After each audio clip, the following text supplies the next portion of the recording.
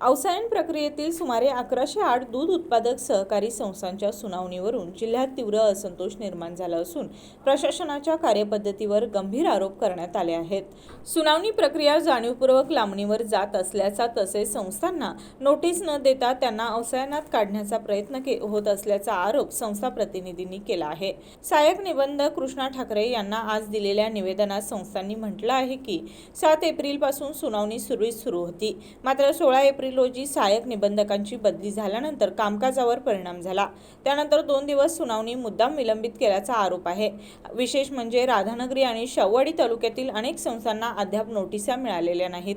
दरम्यान उच्च न्यायालयात सादर केलेल्या प्रतिज्ञापत्रकात 1053 संस्था प्रलंबित असल्याचं नमूद करण्यात आलं आहे। मात्र प्रत्यक्षात 1108 पैकी 862 संस्थांना नोटिसा मिळाल्या असून 627 संस्थांनी सुनावणीत सहभाग घेतला आहे।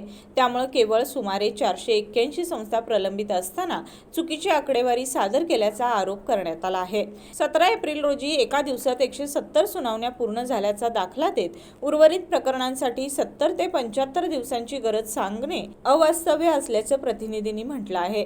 सर्व सुनावण्या तात्काळ आणि वेळबद्ध पद्धतीने पूर्ण करून पारदर्शकता राखावी अशी ठाम मागणी यावेळी करण्यात आली आहे। या संस्था दररोज सुमारे 2 लाख लिटर दूध पुरवठा करत असून जिल्ह्याच्या दुग्ध व्यवसायात त्यांचं महत्त्वपूर्ण योगदान असल्याचंही स्पष्ट करण्यात आलं।